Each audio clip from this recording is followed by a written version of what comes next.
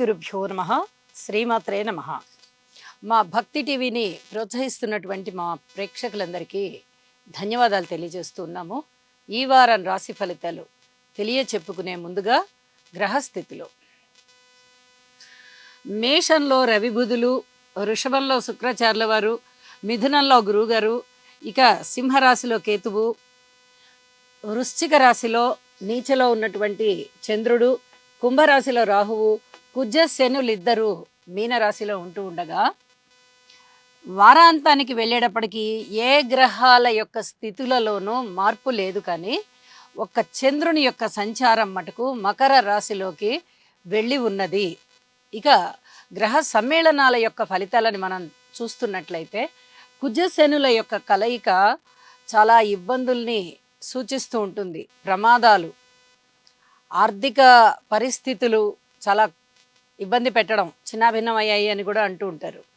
అలాగే రోడ్డు ప్రమాదాలు ఉండడానికి అవకాశాలు, జల ప్రమాదాలు ఉండడానికి అవకాశాలు, అనారోగ్యం ఏ రాశితోనూ సంబంధం లేదండి. ప్రతి మనిషికి కూడా ఇంతో అంతో అనారోగ్య సూచనలు కనిపిస్తూ ఉంటాయి. అంటే చాలామందికి, ప్రతి మనిషికి అంటే మనిషికి అని కాదు, చాలా మటుకు ఇబ్బందులు కనిపిస్తూ ఉంటాయి.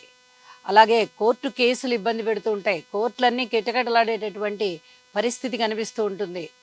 అలాగే తగాదాలు, పెద్ద మనుషుల పంచాయతీలు, విడాకులు, కొట్లాటలు, మాట పడకపోవడాలు, హృద్రోగాలు, ఏదన్నా యాక్సిడెంట్లు, ఇక ఒకటేమిటి సమస్తమైనటువంటి ఇబ్బందుల్ని కలగజేయడంలో ఈ శని కుజుల యొక్క కలయిక ప్రధాన పాత్ర పోషిస్తూ ఉంటుంది. దీనికి తప్పనిసరిగా శని కుజ స్తోత్రపారాయణాలు చేయించుకోండి, వీలైతే జపాలు చేయించుకోండి. ఇది చాలా చాలా చెప్పదగినటువంటి సూచన. ఇక శనిగారి యొక్క తృతీయ దృష్టి శుక్రాచార్యుల వారి మీద ఉంది. అయితే ఇక్కడ శుక్రాచార్యుల వారు స్వస్థానంలో ఉంటూ ఉన్నారు కాబట్టి చాలా బలంగా ఉంటారు. వీలైనంత వరకు శుక్రాచార్యుల వారికి కూడా స్తోత్రపారాయణాలు చేసుకోండి. ఇబ్బందులు అనేవి తగ్గిపోతాయి. ఏదైనా స్నేహాల విషయంలోనూ, ప్రేమ విషయంలోనూ, అన్యోన్యత విషయంలోనూ చిన్నపాటి ఇబ్బంది కనిపించడానికి అవకాశం ఉంటుంది.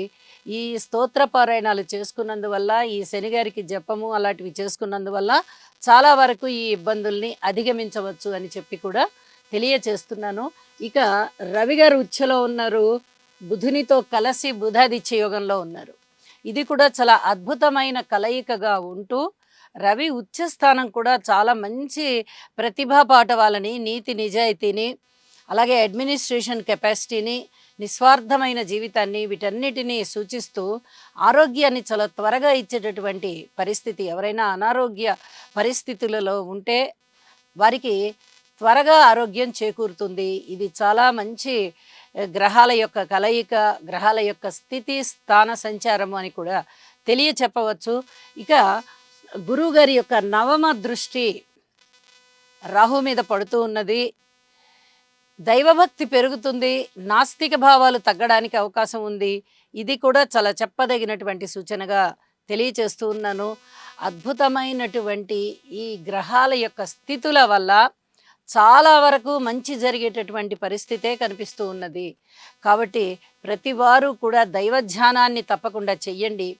అలాగే చక్కగా స్తోత్ర పారాయణాలు, నవగ్రహ స్తోత్రాలు పారాయణ చేసుకోండి. చాలా వరకు మనశాంతిగా ఉంటారు అని చెప్పి తెలియచేస్తూ ఉన్నాను. ఇక రాశుల్లోకి వెళ్దాము. కన్యరాశి.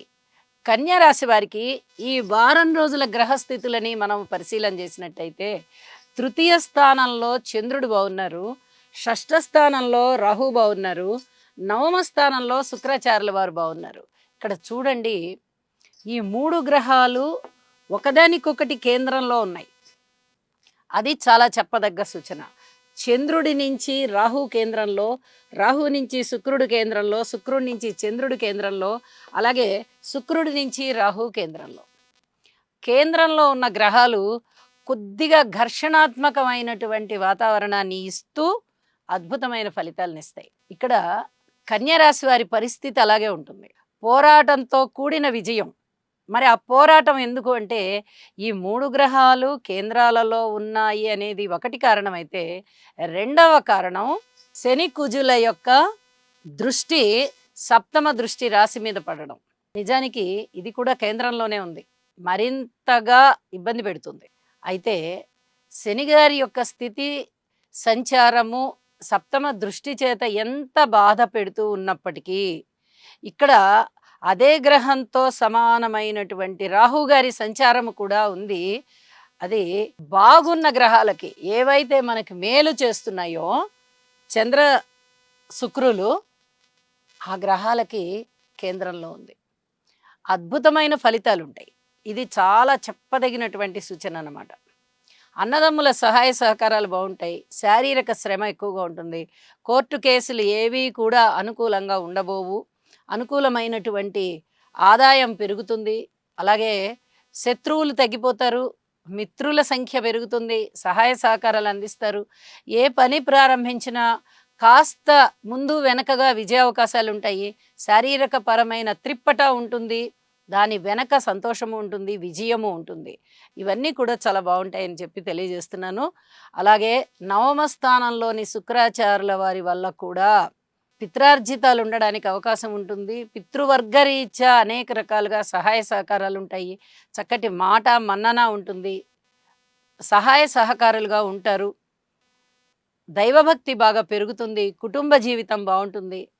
అలాగే ఏదైనా ఏ జన్మలో చేసుకున్న పుణ్యము అంటాం గదా! అలాంటి పుణ్యం ఇప్పుడు మీకు మంచి ఫలితాలు కనిపించి, ఏ జన్మలోనో మంచి పుణ్యం చేసుకున్నాం, అందుకనే మనకి ఇవన్నీ జరుగుతున్నాయి అనేలాగా కొన్ని కొన్ని పనులయిపోతూ ఉంటాయి.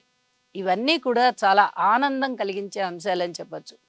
మరి బాధ కలిగించే అంశాలేంటండి అంటే, భార్యాభర్తల మధ్య అన్యోన్యత విషయంలో మటుకు చాలా జాగ్రత్తగా ఉండాల్సిందే. అలాగే వివాహాది శుభకార్యాలు ఆలస్యమవుతున్నాయా అంటే ఓర్పు కలిగి ఉండాల్సిందే. పబ్లిక్ రిలేషన్స్ విషయంలో కూడా ఓర్పు కలిగి ఉండాల్సిందే. ఇవన్నీ కూడా చెప్పదగినటువంటి సూచనలుగా తెలియజేస్తున్నాను. అలాగే విద్యార్థులు ఇంకా కొంచెం ఎక్కువ కష్టపడాలి. స్త్రీల విషయంలో విష్ణు సహస్రనామ పారాయణ చేసుకోవాలి.